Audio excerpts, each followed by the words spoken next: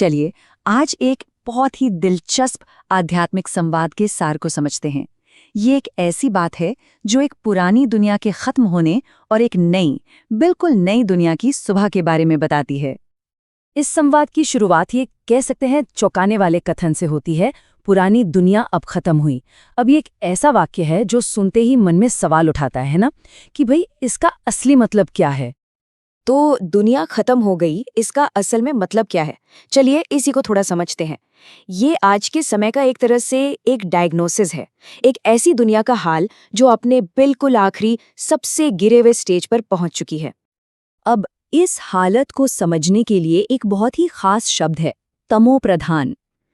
तमोप्रधान मतलब दुनिया के चक्र का वो सबसे आखिरी पड़ाव, जब आत्मा की सारी शक्ति खत्म हो जाती है, दुनिया में दुख और अशांति भर जाती है। इसी को रावण राज्य या कह लीजिए बुराई का राज कहा गया है। और हाँ, ये जो गिरावट है ना, ये अचानक नहीं होती। जैसा कि ये सीढ़ी दिखा रही है, ये एक धीरे धीरे चलने वाला प्रोसेस है। आत्माएं अपनी सबसे शुद्ध सोने जैसी अवस्था, जिसे सतोप्रधान कहते हैं, वहां से शुरू करती हैं। फिर धीरे धीरे चांदी यानी सतो, फिर तांबा यानी रजो से होते हुए लोहे की तरह सबसे गिरी हुई अवस्था तमो तक पहुंच जाती हैं। अब ये सोचना कि दुनिया खत्म होने वाली है यकीनन डरावना लग सकता है, लेकिन यहीं पर एक बहुत जरूरी मोड़ आता है। इस संवाद के मुताबिक ये विनाश सिर्फ एक अंत नहीं है, बल्कि ये एक बहुत जरूरी बदलाव है। एक ऐसा बदलाव जो एक नई, एकदम पवित्र दुनिया का रास्ता खोलेगा। तो सवाल उठता है कि भाई इतना बड़ा बदलाव ये शुरू कैसे होगा? तो यहाँ ये विश्लेषण एक बहुत ही अनोखे, एक बहुत ही प्यारे रिश्ते की तरफ इशारा करता है। इससे कहा गया है दिव्य सगाई, एक ऐसा वादा जो सब कुछ बदल सकता है। यहाँ एक बहुत ही पावरफुल मेटाफर, एक रूपक का इस्तेमाल किया गया है।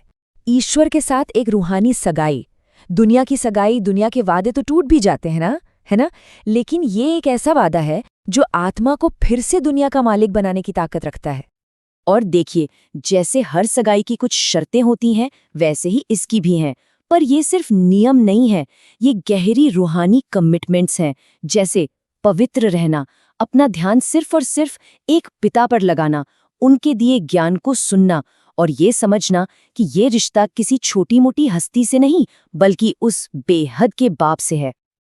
अच्छा, अब आगे बढ़ते हैं और देखते हैं कि ये जो बदलाव है ये असल में होता कैसे है।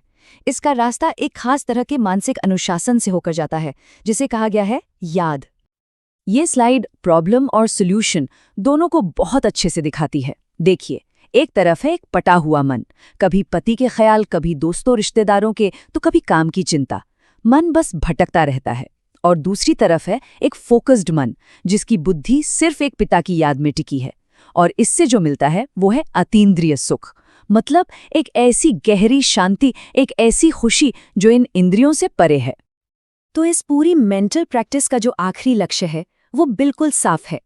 आत्मा जो नीचे गिरती आई है, उस पूरे प्रोसेस को पलट देना, उसे तमोप्रधान यानी गिरी हुई हालत से वापस सतोप्रधान यानी अपनी सबसे पावन, सबसे शुद्ध अवस्था में ले जाना। अब देखिए, जब अंदर इतना बड़ा बदलाव आता है तो वो बाहर कर्मों में भी तो झलकता है ना, है ना?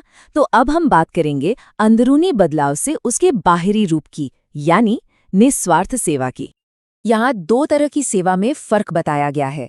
एक है जिस्मानी सेवा, मतलब शारीरिक सेवा, जैसे किसी के लिए खाना बनाना, सफाई करना या शरीर की देखभाल करना। और दूसरी है रूहानी सेवा, यानी आत्मिक सेवा, और इसे सबसे ऊंचा माना गया है। इसका मतलब है दूसरों के साथ आध्यात्मिक ज्ञान को बांटना।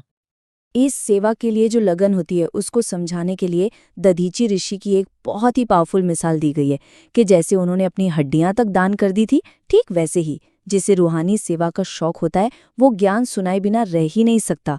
वो इस काम में अपनी हड्डियां तक गला देते हैं, मतलब अपने शरीर की भी परवाह नहीं करते। तो फिर इस सेवा का फल क्या है? इसका इनाम क्या है? ये सिर्फ एक काम नहीं है। जैसा हम यहाँ देख रहे हैं, इससे मिलती है अपार खुशी। इतनी खुशी कि इंसान जैसे नाचने लगे, और साथ ही आने वाले नए राज्य में एक ऊंचा पद भी पक्का हो जाता है। चलिए, अब हम इस पूरी आध्यात्मिक यात्रा की आखिरी मंजिल पर आते हैं। वो क्या अंजाम है, वो क्या वादा है जिसकी तरफ ये सारा सफर हमें ले जा रहा है। ये जो टाइमलाइन है, ये हमें अभी से लेकर उस नई दुनिया की स्थापना तक का पूरा सफर दिखाती है। शुरुआत होती है अभी से, कलयुग यानी इस लौह युग के अंत से। फिर आता है बदलाव का दौर, जब रूहानी ज्ञान बांटा और अपनाया जाता है। और फिर बहुत जल्द नए स्वर्ण युग यानी राम राज्य की स्थापना होती है। एक ऐसी दुनिया जहां सिर्फ एक धर्म, एक राज्य होगा। तो आखिर ये नई दुनिया, ये स्वर्ण युग दिखेगा कैसा? जरा कल्पना कीजिए, एक ऐसा स्वर्ग जहां दुख या किसी बुराई का नामो निशान नहीं, आत्माएं अपनी सबसे शुद्ध सतुप्रधान अवस्था में। इतना ही नहीं, जो साइंस आज हम सीख रहे हैं वो भी वहां सुख और निर्माण के काम आएगी। और प्रकृति के पांचों तत्व भी एकदम तालमेल में, सेवा में हाजिर होंगे। और हम इस पूरे विश्लेषण को एक आखिरी बहुत गहरे सवाल के साथ खत्म करते हैं। ये सवाल हमें सत्य की ताकत के बारे में सोचने पर मजबूर करता है कि आखिर सच्चाई में वो कौन सी शक्ति है जो इंसान को खुशी के झूले में झुला सकती है, तब भी जब दूसरे उसे हिलाने की, परेशान करने की पूरी कोशिश कर रहे हों। ये सोचने वाली बात है।